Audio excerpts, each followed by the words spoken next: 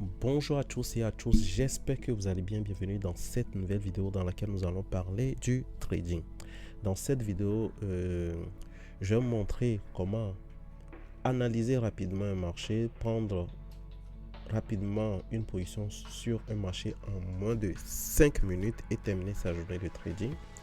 Et profiter de cette vidéo pour vous montrer à quoi ça c'est un bloc de contrat, c'est quoi un bloc de contrat et comment identifier les blocs de contrat pour optimiser ses gains, comme me l'a demandé un abonné sur la précédente vidéo que j'avais fait sur ce sujet. Donc sans plus tarder, allons voir ce qui se passe réellement sur le graphique. Ok. Là je suis sur mon graphique. Ok, j'espère que là c'est plus lisible. Ok, donc je suis venu, voilà, et qu'est-ce que j'observe? Je vais zoomer mon marché. Je suis en daily et à chaque fois il faut venir en daily. Ok, donc je suis venu en daily et qu'est-ce que j'observe? Je vois que cette bougie là du jour précédent a fait son ouverture à la hausse et s'est clôturée à la baisse. Donc ce qui me donne déjà une probabilité très forte que la prochaine bougie serait baissière. Ok, mais il se peut que ça aille aussi en haut. Donc la perte, ça fait partie du trading. C'est pourquoi un bon trader, c'est celui qui se focalise sur sa gestion des risques que de vouloir se focaliser sur ses gains. Donc moi j'ai identifié une bougie baissière, donc la probabilité est forte que la prochaine bougie soit baissière. Donc je vais prendre mon outil pour identifier mon plus haut de cette journée et le plus bas de cette journée. Dans mon cas précis, le plus bas est ici et le plus haut est là. Ok, donc j'ai identifié mon plus haut de la journée et le plus bas de la journée. Donc comment trader cette journée? Donc je vais aller chercher mon bloc de contrat. Si je ne vais pas chercher mon bloc de contrat, comme je vous ai dit, vous allez prendre le Fibonacci. Vous mettez le plus bas de la journée en question et le plus haut aussi de la journée en question, n'est-ce pas? Et vous aurez votre zone d'entrée à ce niveau. Donc vous pouvez faire comme ceci, je vais vous montrer. Hein. Vous pouvez faire une vente soit ici, soit là, soit au milieu comme cela, pour aller chercher un petit peu ici, ou bien chercher même le haut ici, et puis aller chercher juste 1 fois 1. Ok, vous pouvez faire comme cela aussi et aller chercher 1 fois 1. Ok, ou bien aller chercher fois 2. Donc fois 2, ça veut dire que peut-être dans 2-3 jours, ça va toucher votre stop loss. Mais puisqu'on est des traders, on va sortir de la position dans la journée. Donc c'est pourquoi il faut aller chercher peut-être soit le plus bas qu'il a laissé comme ceci. Ok, le plus bas qu'il a laissé comme ceci, et puis aller chercher 1 fois 1 ou bien 1 fois 1 et demi du plus bas qu'il a laissé. Donc vous pouvez faire comme ça, soit fois 2. Ok, 1 fois 2, vous pouvez faire comme ceci, ou 1,50 c'est déjà bon. 1,50 aussi, vous pouvez chercher comme ça 1,50, ou chercher carrément 1 fois 1. Ok, 1 fois 1 à peu près quelque part ici. Voilà. Maintenant, lorsque vous avez fois 1, vous pouvez décider aussi que okay, voilà, cette journée, ça va redépasser la journée précédente. Donc, vous avez déjà pris votre fois 1 ici. Hein. Vous faites l'analyse, vous mettez fois 1 sur la journée en question, la journée précédente en question. Et puis après, vous pouvez aller chercher fois 1 et demi sur la journée et la nouvelle journée, comme ceci. Donc, vous faites votre analyse comme ça et puis vous fermez votre ordinateur, vous partez. Donc, c'est votre analyse. Ou bien vous pouvez même prendre en même temps la position sur l'ouverture en question. Ok. Et aller chercher encore 1 fois 2 ou bien 1 fois 1 et demi. Ok.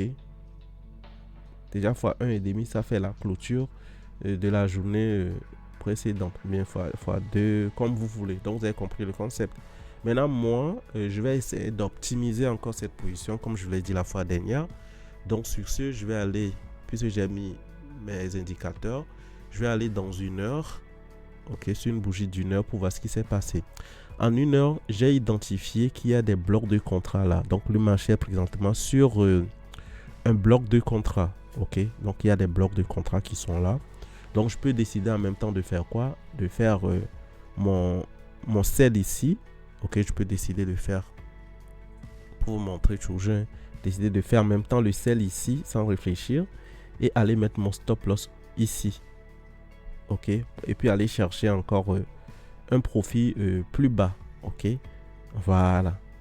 Je peux aller mettre comme ça et puis chercher ici. Le prochain plus bas ici. Donc ça va faire un ratio récompensé 1 pour aller chercher 2. Donc première possibilité. OK? Mais quand même cette première possibilité, je vais essayer de le mettre ici. Comme ça on va vérifier après si ça marche ou pas. OK? Donc première possibilité, position déclenchée. On va aller chercher juste le point le plus bas qu'il a laissé. OK? Ou bien même aller chercher ici. OK? On va chercher ici. Il y a un autre bloc de contrat là. Donc je peux décider d'aller chercher mon profit ou très en bas ici, sur ce bloc de contrat là. OK? Voilà. Donc ça me fait 1,3. OK? Maintenant, je peux encore aller optimiser cette prise de position. Je vois que lorsque je vais tracer mon rectangle et tout, voilà, je vois tout est bon, zone de bloc de contrat. Le marché, il a perturbé là, il est revenu là, perturbé là. Donc la question que je vais me poser, c'est de savoir quel est le bloc de contrat qui a repoussé ce marché. Et si on va en arrière, on voit qu'il y a une grosse zone de bloc de contrat ici. Précisément ce bloc de contrat là qui a fait repousser le marché. Donc je peux déjà prendre mon nouveau rectangle pour identifier, pour encercler ce contrat là. OK? Et puis je le prolonge. Ouais, regardez. Désolé, je vais voilà, prolonger ça comme ceci. Ouais, ça veut dire que ça marche toujours ce contrat là. OK? Ce contrat ça marche, ce contrat ça marche. Donc voilà, vous pouvez soit patienter et reprendre une position sur ce contrat là. Donc seconde possibilité, c'est ça. Donc ce qu'on va essayer de faire, c'est quoi? Je vais mettre ça là ici. Je vais encore prendre un autre outil et placer un petit ordre également ici. OK? Et mettre le stop loss en haut ici. OK? Donc on va essayer de voir tout ça pour voir si ça va marcher ou pas aussi. Donc pour aller chercher le même objectif, peut-être ici vous avez déjà 1 x 4. OK? Ou bien même aller chercher un objectif encore plus loin, c'est-à-dire l'objectif qu'on avait ici. Donc pour venir chercher là. Et je peux encore faire mieux pour aller en 30 minutes, 15 minutes, etc. pour essayer d'optimiser. Voilà. En 30 minutes, j'ai vu que c'est toujours ce contrat-là qui est valide. Ce contrat qui est valide. Donc, je vais maintenant aller peut-être en 5 minutes pour voir si je peux trouver encore un parfait contrat. Maintenant, en 5 minutes, qu'est-ce que j'observe?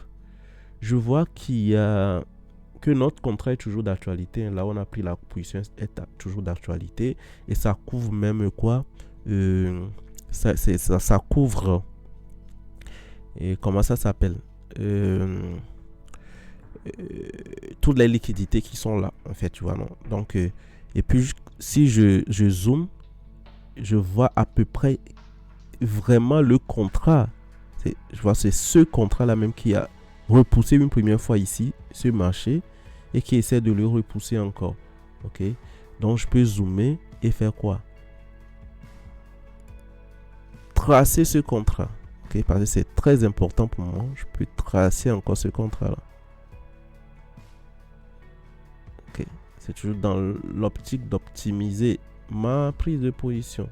OK? Je vais essayer de mettre dans un petit peu la transparence. Donc je vois encore ce contrat et vous avez vu le marché a réagi dessus. Donc voilà, ça vient même ici. On voit que le stop loss est au-dessus de ce contrat. OK, le stop loss est au-dessus, c'est déjà bien pour nous.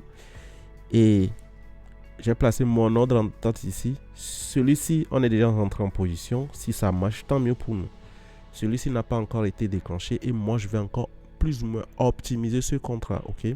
Donc, sur ce, je vais placer une position directement sur ce contrat et mettre le stop loss également en haut de ce contrat. OK?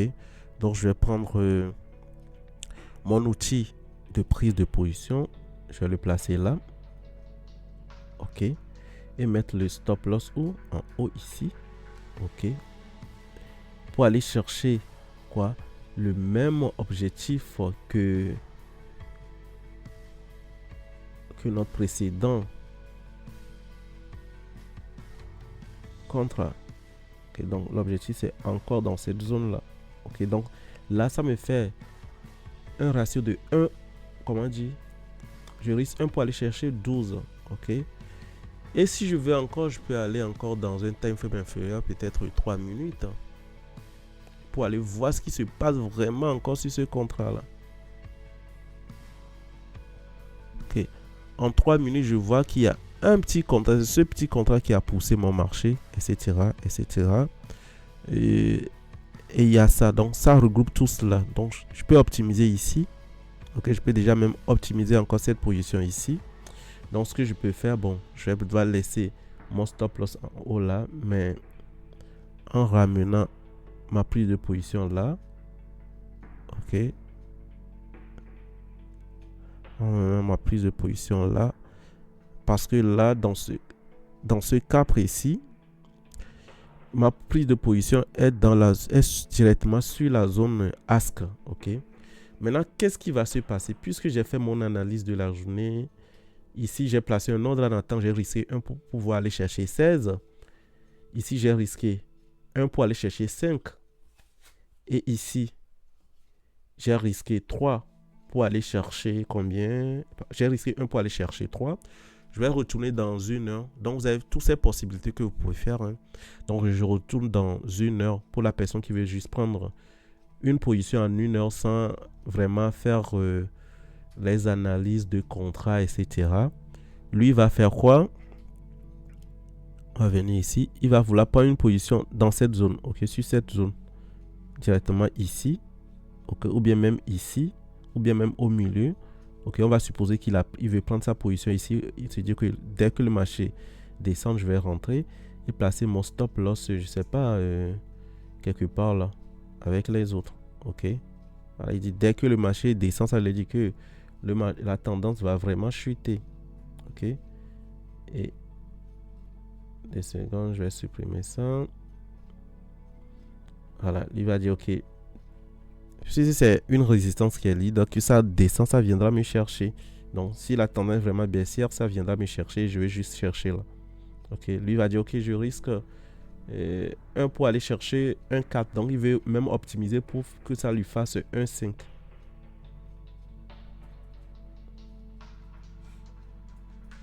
Voilà, à peu près comme ça. Maintenant, on va retourner pour voir ce qui va se passer, si on serait déclenché ou pas. Après, là, j'ai vraiment optimisé. Je peux même encore optimiser ceci. OK, les amis, je peux même encore optimiser ceci. Donc, ce que je vais faire, je vais aller... maintenant, on va clôturer. Comme je vais dire, tu clôtures ton ordi et puis tu observes ce qui se passe. OK. Donc, qu'est-ce qui va se passer sur le marché dans ce cas-là? On va observer. Le marché commence à évoluer. Il a déclenché cette position. OK, il a déclenché cette position. C'est bon. Nous sommes en position. Et là, boum, il a touché quoi? Notre objectif. OK. Il a déclenché comment? Cette position, il a touché notre objectif. OK. Donc, il a déclenché ça, il a déclenché ça, il a déclenché ça aussi, il a touché notre objectif. Maintenant, il n'a pas déclenché cela. Je vais aller voir pourquoi il n'a pas déclenché, puisque peut-être j'ai mal placé le contrat ou pas. OK, donc je vais retourner puisque j'ai pris ça en 3 minutes ou 5 minutes, si j'ai bonne mémoire. Et voilà, là je retourne. Donc déjà j'enlève mon outil d'indicateur là, donc je retourne pour aller comprendre pourquoi il n'a pas déclenché. OK, donc je suis retourné. Je vois que réellement, normalement, j'ai fait mon analyse. Mais qu'est-ce qui s'est passé? Je devrais placer mon ordre où? Ici. Parce que ça, c'est le As qui est en haut, le bid est en bas. Donc, ici, c'est la négociation entre les deux. Mais il se peut que ça ne le prenne pas. Je devais le placer là. OK? Je vais même aller voir dans 3 minutes encore pour voir. Parce qu'il ne faut pas mal placer les positions, sinon ça ne va pas déclarer. Même en 3 minutes, ça nous signale qu'on est quelque part ici. Hein. Donc, voilà. Donc, je reviens encore en 5 minutes. Puisque c'est mieux là-bas. Et je devais l'optimiser. OK. Oh, on était où? Voilà. Donc, on a le ask en haut, on a le bid en bas. Donc, je vais prendre une ligne horizontale, je le place ici. Donc, c'est sur le début. OK. Le début de la négociation entre le bid et ask, en fait, ici. Donc, c'est à ce niveau, normalement, que je dois optimiser la position. OK. Ouais, ça ne fait pas ça. Attendez. Je vais supprimer ça et remettre ça, en fait. OK. Donc, ici. OK. À ce niveau. OK. Voilà. C'est à ce niveau que je dois ramener mon contrat. OK. Si vous avez compris, regardez. On va revenir là. Donc, ça voudrait dire que ce contrat doit venir logiquement là. Donc, on était bien. OK. Mais juste qu'il n'a pas voulu chercher la négociation. Mais pour faire simple, pour éviter l'optimisation, pour faire 5, vous pouvez aussi décider de placer, sans optimisation, vous pouvez décider de placer le contrat jusque en bas de la mèche du doji. Donc, c'est-à-dire en bas du prix bid. Et là, dans ce cas, la personne qui l'avait placé peut-être sur le prix bid serait déclenchée. OK? Il serait déclenché. Mais bon, bref, vous avez vu à peu près l'optimisation. Vous faites tous les scénarios possibles, etc. Et vous allez voir, vous allez essayer de le backtester de votre côté pour voir ce qui va marcher pour vous ou pas marcher pour vous. Et moi, par contre, j'avais pris la position ici, pas ici. J'ai pris la position sur ce contrat-là, OK? Parce que je me suis dit, ça a déjà rebondi ici, une fois, deux fois, j'ai pris la position là. Et j'ai mis le stop loss en haut ici. Donc, du coup, ça m'a fait un ratio de 1,5. OK? Donc, même si je viens dans 30 minutes, vous allez voir, je l'ai tracé ici. Ouais, non, c'est des contrats là. Donc, moi, j'ai pris tout ce contrat là et puis j'ai placé mon ordre en attente ici sur ce contrat. J'ai mis le stop loss en haut du contrat. Donc, vous pouvez faire comme moi. Repérer les contrats, placer et puis aller chercher.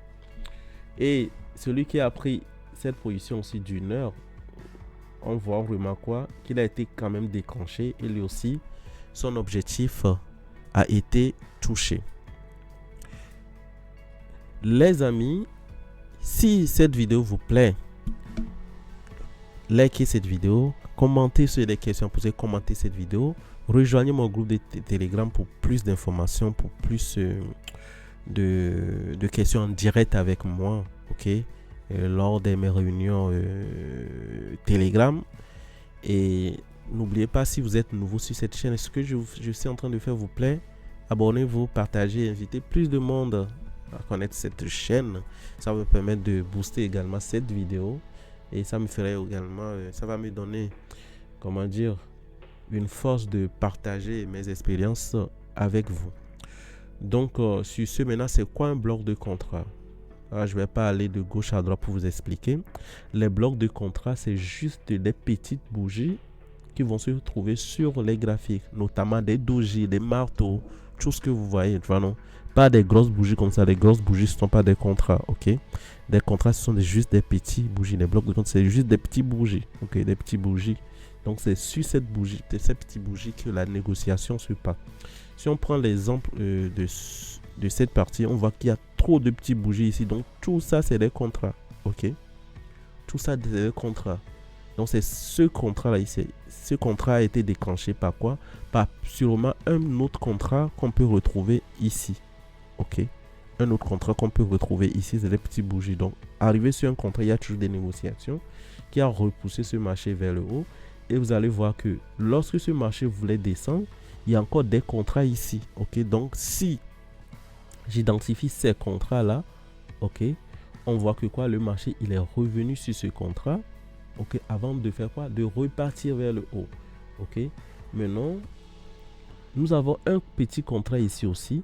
Le marché, il a fait quoi? Il a liquidé. Qui dit qu'un contrat est liquidé dit que le marché viendra réagir sur un autre contrat. Donc, il est revenu réagir sur ce contrat en créant un autre contrat avant de partir. OK? Et avant de partir, il a fait quoi? Il est venu encore sur un autre contrat ici.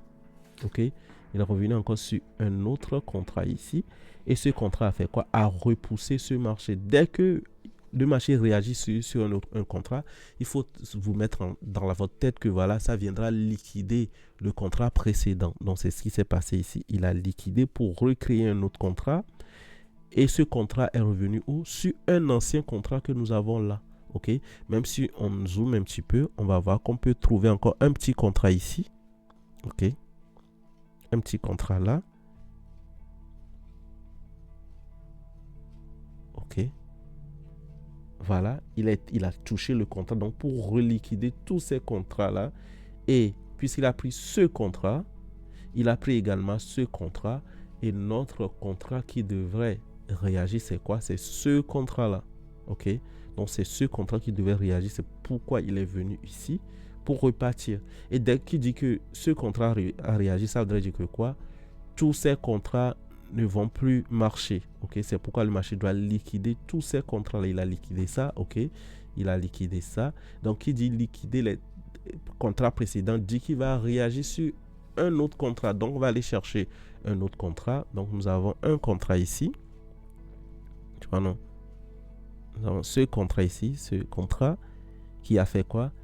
Qui a déjà supporté tous ces petits contrats qui sont ici, bloc mouvement. Donc, on va voir qu'il va tomber pile poil dessus. OK?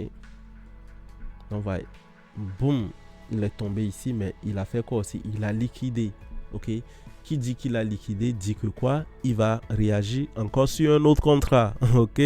Comme je vais dire, s'il liquide, il doit chercher un autre contrat pour partir. Et là, dans ce cas, il est venu chercher ce contrat-là qui est ici. OK? Voilà. Et après, si vous avez compris, si ce contrat ne marche pas, on va chercher encore un autre contrat ici. OK? Un autre contrat dans cette zone qui va devoir sûrement aussi marcher au cas où ce contrat ne fonctionne pas, les amis. Donc, pour mieux comprendre ce contrat, c'est pas tout que je vais vouloir dévoiler ici. Venez dans le groupe Telegram et puis je vous dirai quel contrat peut marcher, quel contrat ne peut pas marcher et pourquoi. Donc, voyons que le marché va de contrat à contrat. Et sur ce mouvement baissier, puisqu'il a réagi ici, il va devoir faire une correction, n'est-ce pas? Je vous dis déjà ce qui va se passer. Dès lundi, voilà. Dès lundi, ce qui va se passer, ça veut dire qu'il va faire une correction. Donc, je peux identifier les contrats qui sont où, qui sont sur ce mouvement baissier. OK? On va identifier tous les contrats qui sont sur ce mouvement baissier. On a un contrat dès le début déjà. OK? On a un contrat dès le début. C'est tout ce contrat-là qui est dès le début. Je vais essayer de faire comme ça. Voilà. Donc, je prends mon outil comme ça. Ah, désolé, vous ne voyez pas. OK. Donc, je prends mon outil. Donc, quel contrat peut marcher dans ce mouvement baissier? On aura ce contrat ici. OK. C'est pourquoi ça commence déjà par bugger. Donc, vous avez compris, cette zone va marcher. Et cette zone aussi va marcher. OK.